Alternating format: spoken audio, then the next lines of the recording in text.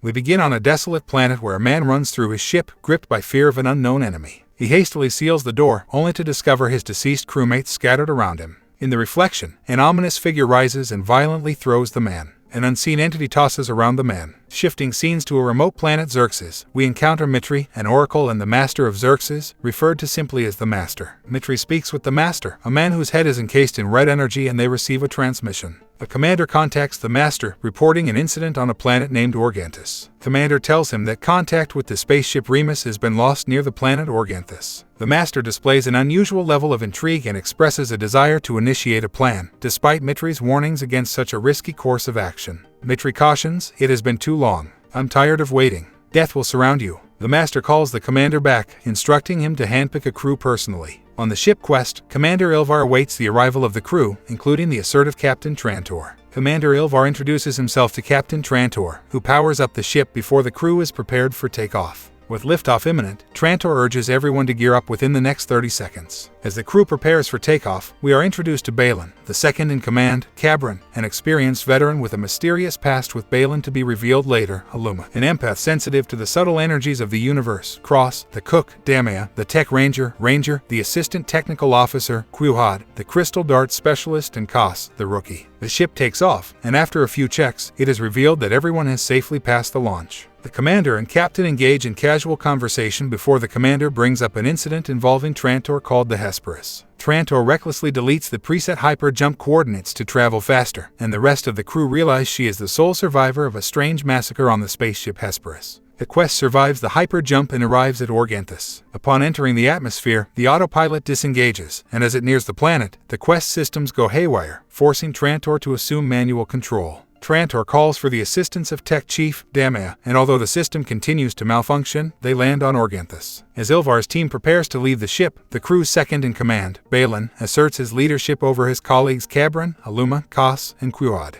The crew disembarks with the mission to investigate a nearby ship that mysteriously lost communication. Aluma, sensing no energies, and Quhad, expressing camaraderie through a hand signal, join the crew. This marks the debut of Quhad's distinctive weapons, the crystals. Upon entering the ship, a body falls from the ceiling, prompting Quhad and Cabron to confirm its demise before Balin vaporizes the corpse. Balin directs the group to split up and search the ship. Quhad and Cabron discover additional lifeless bodies, but no signs of survivors are found. Venturing alone, Kos catches glimpses of an odd creature in the corners and crawl spaces but remains silent out of fear. The crew regroups, and Aluma senses something unusual about Kos. As they exit the ship, Kos lags behind, believing he heard something. Suddenly, the creature grabs him, wrapping its limbs around him before biting down on his head. Back on their ship, Damea and Ranger conduct an autopsy on Kos and the Remus crew member but find nothing unusual about the deaths. Aluma reveals that she sensed a presence around Kos, but another presence disappeared when Kos died, leaving the crew puzzled. Balin suggests declaring the mission complete, but the commander insists on accounting for the 4 missing crew members. Their scanners indicate that the quest's malfunctions are caused by an energy source emanating from a single point.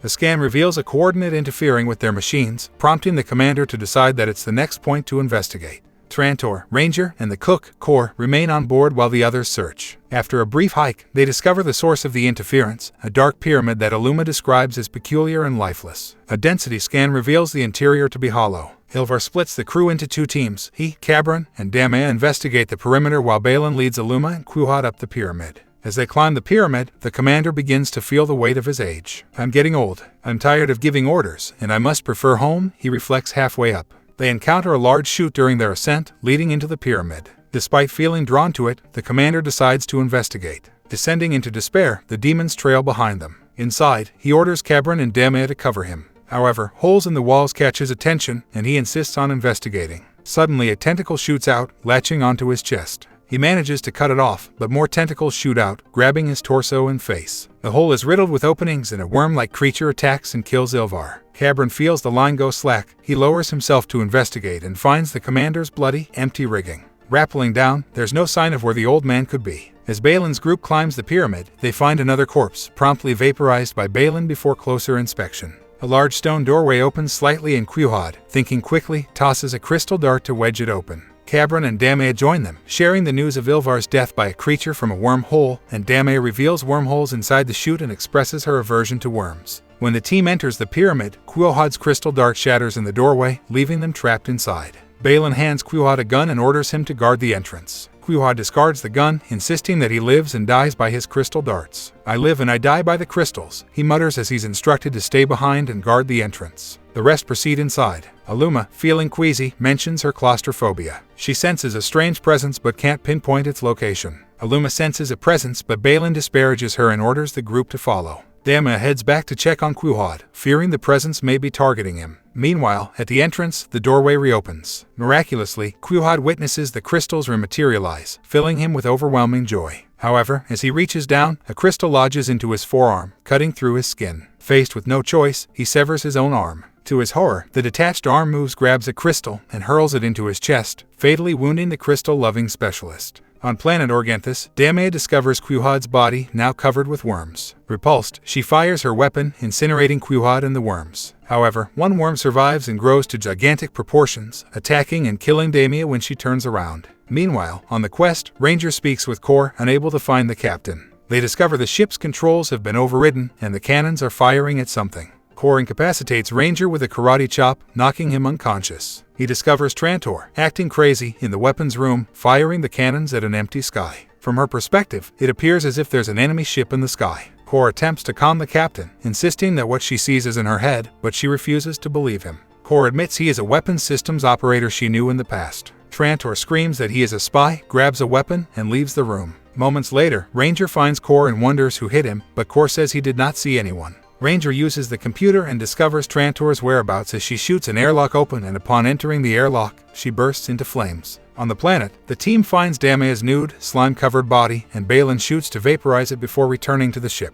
The team regroups on the quest, but they are unable to leave because no one can pilot the ship and an unknown force pulls them toward the pyramid. Aluma wants to leave the planet, but Cabron realizes the energy source might prevent their escape and Balin insists on returning to the pyramid. Kor asks if he can join them when they return. Ranger agrees to join as well. Upon returning, Ranger warns Cabron about Kor, stating that someone knocked him out and that Kor is the only possible culprit. Moving forward, they encounter a tight tunnel and Aluma hesitates to enter. Ranger questions, "Aren't you afraid?" To which Aluma admits, "I'm scared." Aluma is reluctant to enter the worm tunnels, fearing they will be too tight. Cabron kisses her and enters the hole first, sliding to another level. As they enter, Aluma follows, and, although she feels trapped partway through, Aluma stops, feeling the walls and becoming overwhelmed by the presence she's been sensing. Ranger shows up, pushing her through with a hush, and she makes it to the bottom, as do the others. In the center of the pyramid, a light activates above them in a V-shape, revealing strange architecture surrounding a catwalk at a perilous height. As they traverse the catwalk, Balon hears something. When he turns, nothing is there, but his shadow morphs behind his back. Claws follow him from beneath the bridge, and as he walks, he's grabbed, tripping, and nearly pushing Ranger off the edge. They move forward, allowing Balon a moment to gather himself. "Go ahead, I'll catch up," he says. Entering another chamber, the door closes, and the exterior lights go out. Balon is attacked by a green-eyed creature. The creature attacks Balon, but as he goes to shoot, it seems to disappear in front of his face. It taunts him before reappearing behind him and throwing him off the bridge. In the next room is a triangular portal, and as the crew enters, Ranger unexpectedly argues with Cabron, insisting he will not follow Cabron's orders as he did in his academy days. Ranger raises his gun to shoot Cabron, but Aluma stops her friend with a calming hand on his shoulder. They continue, but lights glow around them and they find themselves walking separately. Ranger is grabbed from behind and is attacked by another version of himself and shoots at his double, which bleeds but has no organs. The vision disappears when Ranger realizes the figure is not real.